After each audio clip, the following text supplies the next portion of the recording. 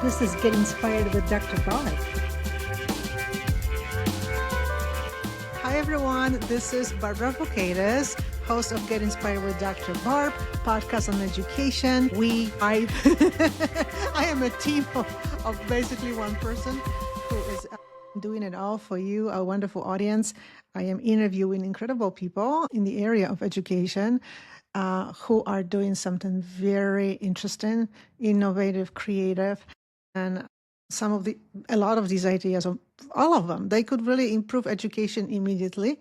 And that's what we need to get out there. We need to give the floor to these amazing people. Today, we have fabulous guests as well, of course. I mean, if I run the show, you got to have fabulous guests. That's with whom I associate with, no doubt about it. Today, our guest is Dr. Paonessa. She's an incredible person. I found her on LinkedIn. I should write. I was digging on LinkedIn and I just dug her up, and it just drew my attention, her LinkedIn profile and the work she's been doing, because it connects to what I'm doing too. So that's why. So she's an author, and she wrote a book called, title of the book is Essential Connection Skills, and you can find it on Amazon. She's also a keynote speaker, consultant. She's adjunct professor, and the main activity, I should call, is consulting with schools, with school districts in the area of building connection-driven school systems. Welcome, Dr. Paonessa, on my show, Get Inspired with Dr. Barb. Thank you so much, Barb. I appreciate that introduction. I'm so excited to be here, and I appreciate that you reached out. I love the work that you're doing.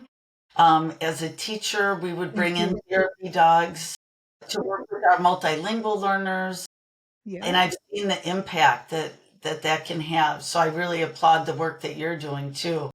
Thank you so much. Somebody might ask, and we can, of course, kind of define or unpack this concept, connection-driven systems. It sounds like something super huge. But before we unpack it, if you could speak to our audience, it could be a teacher, it could be a parent, it could be anybody who cares about education. And from my experience, there's a lot of people who care about education, really, because they realize that how we educate children and teenagers means creating a society we will be a part of, right? If we don't think about it this way, there's something wrong with our thinking. So if somebody says, "Oh, I don't care about education, I don't have kids in school, whatever," no, it does not work like that. But if there is one thing you think could change in the way school functions and children experience school based on implementation on some of the work that you are doing.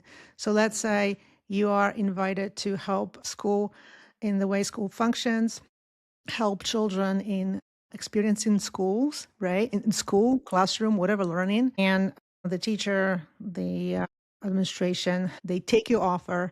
They say, okay, let's do it. Dr. Paonessa, let's change something in our school because things are not working. It's not working for us, not working for children, not working for parents. Something's not really right. Something's off. What would they experience as far as the school ecosystem, I should even call it, right? Because everybody's in this ecosystem. But children, for me, is a number one sort of aspect of this ecosystem, how kids experience education. What would change for them if they implemented one or two or more aspects of your framework? Sure. Well, let's first talk about, Barb, why we have that need for change. And if we look at the data today, our chronic absenteeism rates continue to be so high. I've interviewed a lot of principals that say, I can't be the instructional leader I'd like to be because I'm supporting my teachers with disruptive behaviors. So that's telling us something isn't working with what is currently in place in schools, right? Kids don't always want to be there. When they're there, they're not engaging with instruction. And we can't turn and say, oh, it's because kids are on TikTok. They have short attention spans. They're bored. again, we need to look at ourselves and what we're doing. And what my work is saying is that schools can and should be social centers.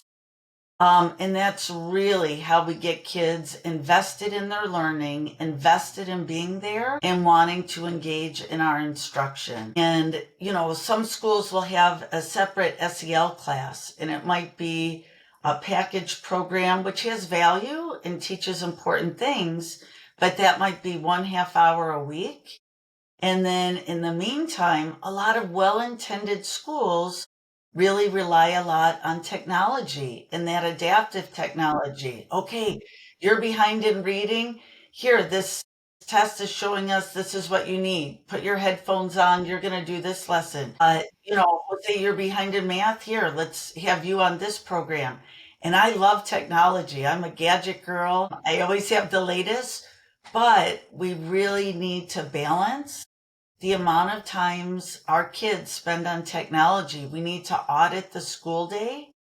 And what this work really centers around is providing that time for students to connect in 4 different domains: connections to self, to others, to their learning, and to the community. And it's transformative. And like you're saying, Barb, there could be small intentional actions that have a dramatic impact and really change the learning environment in the overall school.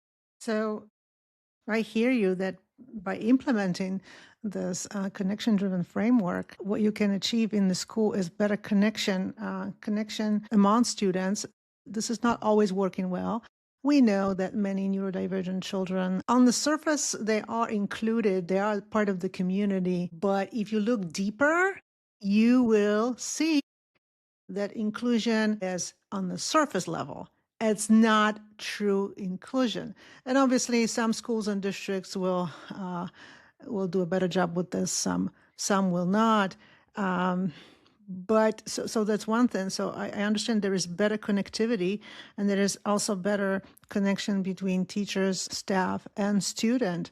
So I mean, who would not like a better connection? And that is associated with better results for students. Now, if we dig a little bit deeper to this, what does that really mean? In what way? What would be an example of building, let's say, a better connection among students? If we can just kind of like zoom into an example, like what does it mean, a better connection between students? How can you really achieve it, like in the school full of all kinds of children and their own ideas about themselves, right? And their friends. I love how you worded that, Barb. So I'll just walk you through those 4 domains of connection because, it's a big word and, it sounds good, but to your point, how do we action it? How do we bring this into schools? And that's why in my book, I broke connection down into these 4 actionable domains with multiple practical strategies that can be actioned in and built into PLC teams. So we'll start by looking at connections to self. Every child should see themselves as a superhero. I just had this conversation with a principal yesterday, and she asked me, what one strategy can we implement between now and the end of the school year and see some strong results? And what I suggested to her was in this domain, and that's strength spotlights.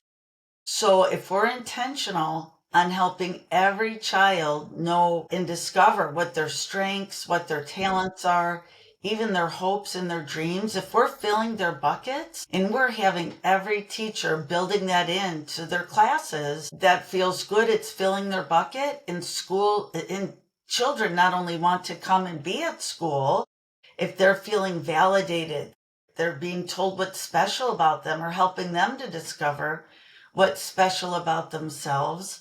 But that also fuels their willingness to take risks in their learning. When this isn't talked about, not every child gets that at home. As educators, we have such an opportunity to make a difference in how students view themselves and how they view the strengths of others, including those that are different from themselves. It's just so impactful. I asked this principal yesterday, I said, could I go up to any student in your school and say, hey, what are the 3 best top things that you're good at here at school? Could they answer? And unless you're doing this work intentionally, a lot of times they can't. And kids will have these, they're always looking, comparing themselves to their peers. And if it looks like, oh, everyone's getting this new math and I'm not, and I don't want to ask a question, I don't want to be embarrassed, and they have that negative self script that says, I'm not good at this, I can't learn. No, when you flip that switch intentionally, what's something you're proud of today? What's something you did this week that you're really feeling good about? And with younger kids, it could be kept in just a paper booklet where they're writing down strengths. The teacher is coming up and continually having them add into their book to make kids aware. With older kids, it could be a Google slide, just so students are tracking. Yeah, I am good at that. It's so easy to focus on what you can't do yet or what's Mhm. hard, just like the glass half full or half empty. When we fuel our kids and we help genuinely build their self-confidence through identification of those strengths, traits, characteristics, help them discover what they're passionate about. That's one way to build connections to self. And it is transformative. If kids believe they have these strengths, they're more likely to have that perseverance, stick with learning when it becomes harder, lean into their strengths, and feel capable and flip to that positive script. So that's one I'm passionate about for sure. And then if we look at connection to others, oh my gosh, even years ago, you'd go out to dinner and you'd see parents on phones, kids on tablets, older kids on phones. Just in general, we're seeing communication opportunities missed, and that's called technoference. We're in the same room, we're in the same space, but with that presence of technology, we just aren't having necessarily those same interactions. And we're hardwired to connect as humans. And when we lean into that in our classrooms, when you transform an activity that was meant to be a workbook page or an individual activity or something just completed on a Chromebook, and you transform that into a group activity, and we have to move beyond turn and talk. Like that was a good move away from only teacher talk, but that's not enough. When kids have the opportunity to learn with and through each other, Mhm. for example, a muralscape is one example. So you've had all of this learning in science. Instead of just completing an exit ticket or a regular test, you're going to work with a heterogeneous group of other students, and you're going to come up with ways together to show those key ideas that you've learned and to a point that you could explain them to others. So what's happening with that? They have to communicate. They have to navigate decisions. There's critical thinking. There's problem solving. There's compromise. Mhm. There's creativity. And of course, we need to put some structures in place around that and share criteria. But when teachers step back and set students up with these projects, they really soar. The understanding of the content deepens. But then to your point, Barb, it's not just surface level inclusion. All kids are valued for their voice, for their perspective, and what they bring into these unique projects or challenges that can be done across every grade level and content area. And students have fun, and learning should be fun. And ironically, when people are, we have to stick only to what's here in this curriculum we purchased, and then we need more tests, then we need time on the Chromebook, and it's so regimented, we're missing that human element. Mhm. And our kids aren't learning important life skills that they're going to need beyond their time with us. They aren't going to encounter tests once they're out of school beyond whatever's in their career path, but they're always going to need to know how to actively listen, contribute, respect ideas of others, respectfully disagree, be creative. I love AI. I use it as a co-planner or planning tool, but just because of that shows the need that we have for our human creativity and to really help that flourish and grow. And that collaboration, those unique perspectives and lived experiences are becoming even more important than ever in Yeah. this growing age of technology. And we have the opportunity to embed this in our classes, deepen learning. Then the academic gains really show by deviating a little from the traditional path and putting in these connection driven strategies where kids, the Vygotsky sociocultural theory of learning, Mm-hmm. it's proven. And we just need to balance what's happening in our classrooms with more of these opportunities. And then we have connection to learning. If kids don't see value in what we're teaching them, they don't invest. They just kind of sit back. But if teachers are intentionally highlighting what career this could be used in, how this could be used in everyday life, helping the kids, giving them opportunities. When might you use this? When might you need this? But building in that relevance is huge. And then that connects to connections to bringing people in from the outside, so they have the opportunity to share about their careers, how they're using what the kids are learning, giving them real world opportunities to apply what they're learning. That early career exposure is so important.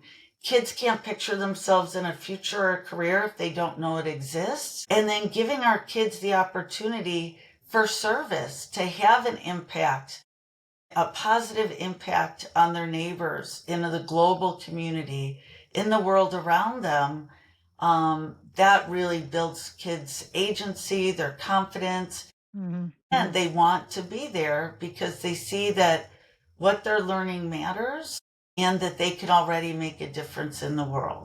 Great how you laid out all these principles. And what this clearly shows too is that you're not going to be able to build these social emotional skills, build skills how to interact with others, how to respect others, if you will stick to this classic old models of teaching, which means, well, teacher lecturing or in upper grades and kids just kind of sitting in rows and not interacting with each other much. You will achieve this only if you are willing to have children truly start learning together, building something together, like you said. And then within this work, this collaboration, you have opportunities as a teacher, educator, model, like, well, how do you actually participate? You've got this collaboration going on here, but how do you actually, there's a lot of exchange, right, of opinions, ideas. They are doing something, they are making decisions as learners, they are building some kind of knowledge, but they have to be able to do it respectfully. So here is how you can model this. This is not something every teacher is easily open to, because collaboration, collaborative learning can be messy. And so my question is, but we can't do it in another way. And based also on what I know, and I'm myself educator, and based on other models of these collaborative learning communities, they are amazing and there is so much potential in them. That's when and where everybody can shine. Like you were saying, everybody's got strengths, right? So you work in collaboration, you have these strengths, you have these strengths. Your strengths might not be even so much tied to academics. Let's be honest. Many kids hate academics. They'd rather do something else. They're creative. Guess what? Your creativity can be a part of this collaborating team. And now what I would like to really get to as far as our conversations, because it's really important. Number one, then, how such a connection with the school usually start. Let's say a principal reaches to you and says, "Hi, Dr. Paonessa, we have some trouble going on here, and this and this and this, and we just don't know what to do. We hope we I don't know. I found your book on Amazon, or I've just found your account on LinkedIn or word of mouth, and we've heard that you are doing some terrific work in the area of building connections, but we don't know how to sell it to our teachers." And what happens? You know what I mean? I mean, connection might happen in a different way. I just kind of drew a scenario here, a possibility. But if you could take our audience and me as well into this kind of initiation, and what happens then next? Because Sure. I'm sure that down the road, when you eventually come into the school, or someone else from your team, what happens as far as the teachers who are just like, maybe not everybody is always like, yeah, I'm ready to jump in. Absolutely, Barb. And we know, uh, there's always some resistance with change. You have those early adopters, and then you have others that say, okay, this will pass, or, yeah, okay. So we start with the how connected is your campus checklist so we can identify where they're at. What are their current areas of strengths? And where are there opportunities? And then in working with the administrator, or preferably with a teacher leadership team, instructional leadership team, we've even done surveys to all staff. Then we identify what area they want to start in.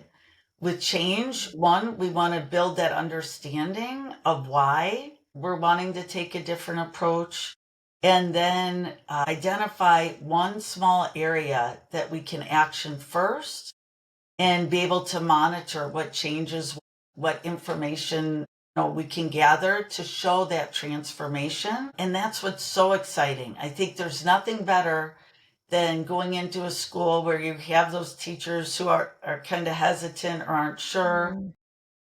You build that understanding, you share the research, you give examples. So that kind of cracks the door open. And then once they try a strategy, and I was so intentional in the book, Yeah. there's a lot of tables, there's icons. So it's really a cookbook with these strategies to make it as easy as possible. I've been in the shoes of teachers. I know how busy they are.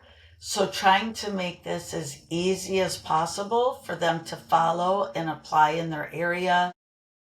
And then we'll coach them through. We'll look at an upcoming lesson, based on whatever domain that the school has chosen to work on first. Mhm. And then we'll agree on a strategy, and we could guide them through trying it. And that's when the true magic happens. It's amazing. I've had teachers say, I've been teaching middle school kids for 9 years. I've never seen them jump into a lesson like this. I didn't know they could have conversations like that. Like, I was really surprised. So once teachers see that any of the strategies and actions, they see the impact on their kids, it's exciting. And they see that kids could learn. And you're right, it can feel messier. And I think Yeah. that's one of the hardest things for teachers. Like, they like to plan out, they want to make sure it goes well, and it's all very well intended. But at times you got to plan it, put all those conditions in place, and then get out of the kids' way and let them Get out of the do it. kitchen, let them cook. Yes, exactly. And that's where, my gosh, deeper learning happens, deeper ownership. They really lean into each other. And it's kind of like potato chips. Once you can't stop at one, you want more. And when you see this in your classroom, you see these kids that maybe don't respond as much to turn and talk, or some of those limited opportunities, now being excited about their learning, not looking at the clock. The class goes by so quick because they're so engaged, and they're learning it and retaining information at a deeper level. Then you want more, and you want to learn more strategies and try different ways. So to your point, really working with the admin and leadership team to identify which domain we're going to start in, working with supporting the teachers to understand the how, but then it's really once they try a strategy, it's really inspiring, and it's something that they get excited about too. I've had teachers share, this is the most re-energized I've been about teaching. I'm Mhm. having fun. The kids are having fun. Like, this is great. And that's really what we want. We want to create learning environments that kids want to be in, as well as teachers. And that's where great things can happen. That's amazing. I mean, this kind of approach. First, you're trying to identify, uh, I mean, the culture. A lot of tends to look really with this sort of wide angle and then just starting really small, right? Let's try a little strategy here and let's see how it goes.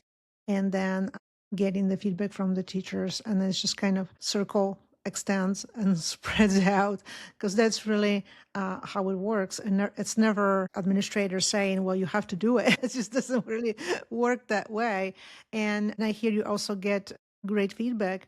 Once the school really implements a lot of these strategies, you have more and more teachers buy into it, right? Trying different things.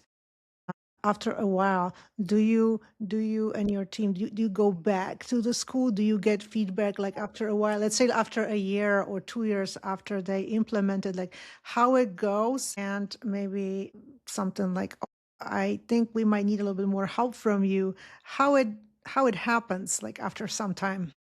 Sure. No, that's great. So it is. We love to stay in touch and to continue to support the work. And it does evolve. So when, you reach a point where a lot are doing it, then okay, how do we systematize this? How do we build this into your professional learning communities?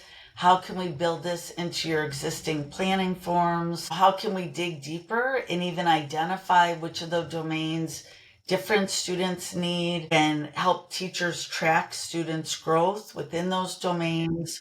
So, it can definitely grow and evolve with the schools. We have a core connection framework that really supports the work and the implementation.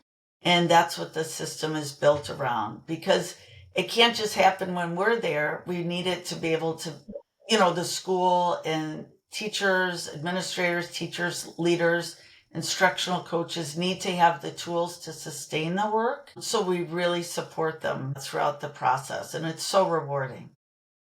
And exactly, it is very rewarding because you hear what changes, how children experience schools maybe differently, right? Because of these changes, and also how teachers and how the connections between teachers and children is also changing. I wonder when you get these requests, inquiries, right, about trying connection driven system implementation, so to speak. Do these inquiries come mostly from early elementary level schools or entire school, let's say K through 12, or mostly from high school kind of level? I wonder, if there's any, maybe not so much statistics, but where do you hear the need coming from, mostly from what levels of education within K through 12 or even beyond K?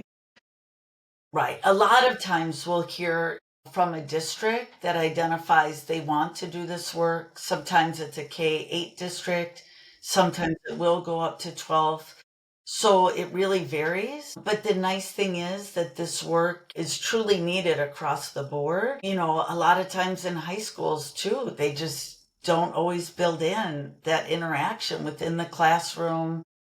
And it's such an opportunity for kids to really take more ownership, to really build these developmental social skills that they'll need throughout their lives. And I So think it that really ranges. exactly. And I think in high school, something happens by the time kids get to high school. There is a disconnection when you think about it, right? Elementary school, there's a classroom. Mostly you stay with one teacher. There's this community building then. I mean, Ray, and the arrangement, the type of teaching arrangement helps with building those communities.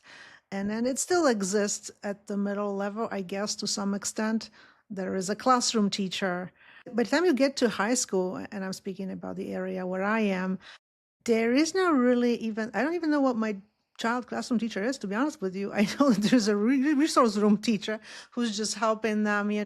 My daughter is in special education, but really the connectedness, community is kind of gone. And that is a big problem because why should it be gone in high school? If you think about it, that's the springboard for then getting into college, getting into workforce or other places. and they learn disconnection in high school. That is just so wrong. And if I experience this and I see it as a parent, I'm sure there's more other parents who see it. And that's where your expertise can make a difference, can make a change. I think that more and more high schools might need your work. It's just a matter of, do they realize it? Do they get in touch or not? Right. Right.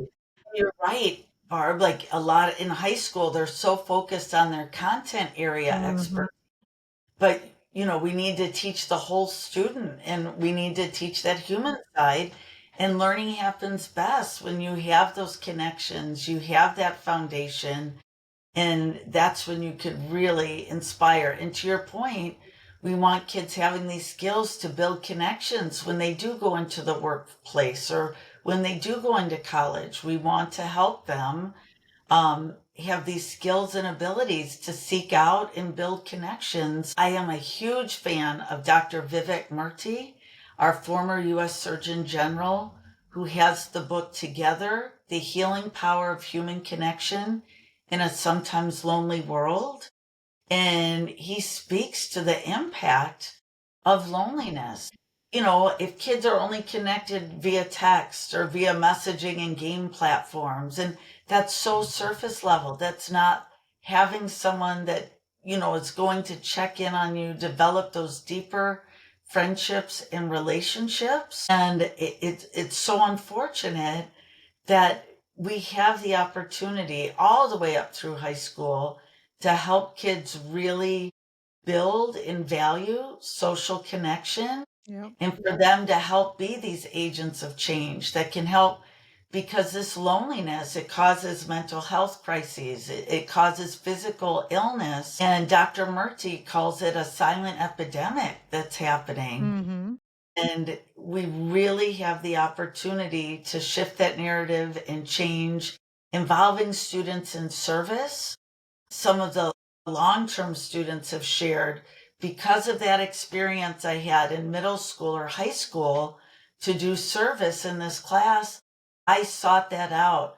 I'm thinking of one student in particular who's now an amazing attorney. She said, even as a law student, she made sure to give her services wherever she could, to other families that were in her family's shoes. They came to this country from Albania, and she remembered trying to navigate her way.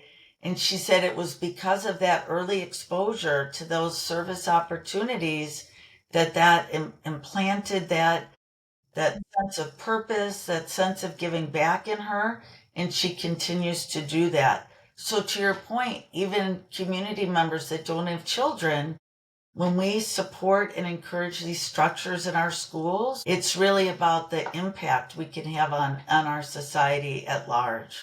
Exactly.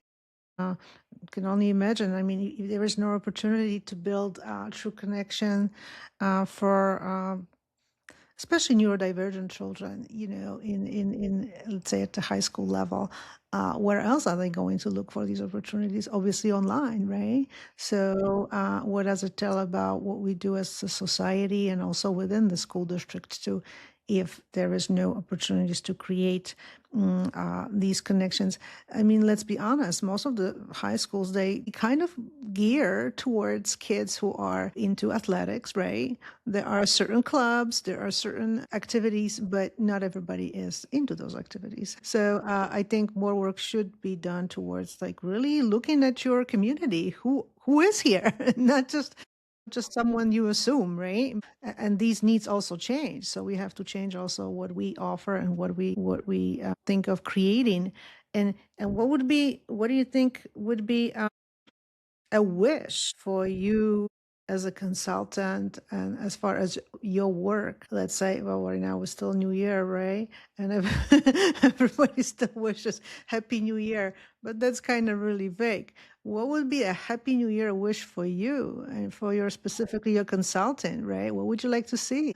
My greatest wish is to elevate the conversation around the need for connection in our schools, and how do we action that within our classrooms, within our school systems. It really is the missing link to chronic absenteeism, to getting our kids there, to deepening learning for better academic outcomes.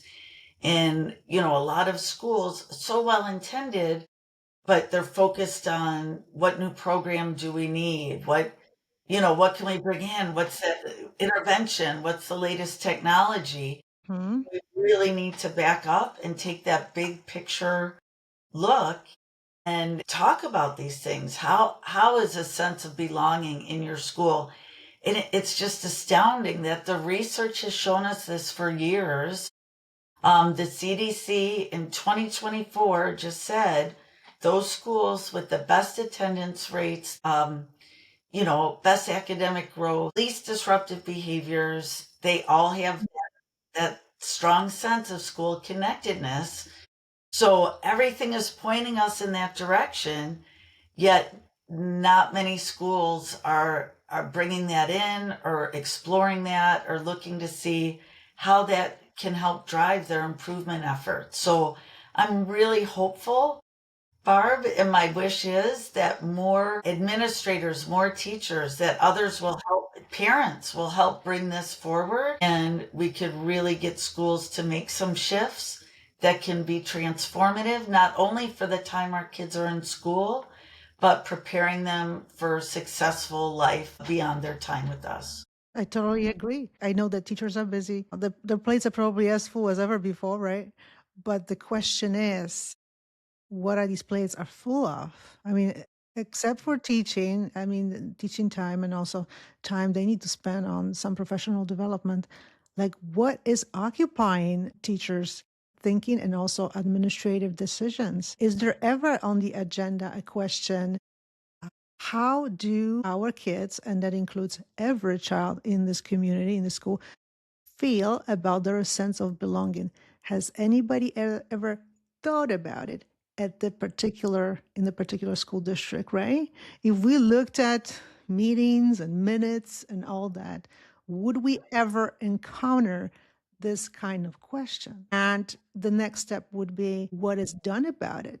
Is there, I mean, you can do all kinds of little surveys, whatever, to find out from how do you feel about this? How do you feel about belonging here? And I don't know, it would be maybe scary what they would find out from these kids, especially teenagers. And it's not being done. And the conversation needs to shift to that. And again, that's probably the biggest innovation that we can do in the educational system. And thank you so much for your contribution, Dr. Paonessa, because I think that this is just really adding to overall piece, overall issue that we see, right, with our eyes. And so many guests contribute to, just thinking about what to do with this, right? And even just having this conversation out there on social media, we need it. We need to create some kind of buzz, and we cannot wait for policies to make changes because we know that these policies are really not what we really need. So I really appreciate your chat today, and I would like to ask you if you could tell our audience like where they can follow your activity, what you do, with whom you work, where you are on social media, and where your book also can be checked out and purchased. Yeah. Sure. So first, the best place is my website, which is AnnePaonessa.com, ANNEPaonessa.com. So my website's the best place. But you could also, like you found me, Barb, on Yeah, LinkedIn, I did. some Ph.D. on there. And then my book, co-written with Dr. Jeff Swears, formerly out of Stanford, Essential Connection Skills, is available on Amazon, or you could go directly to the Corwin website. And I'll give your listeners a code to save 20% at Corwin. If you put in all caps save and then the numbers 20, you'll receive a 20% discount.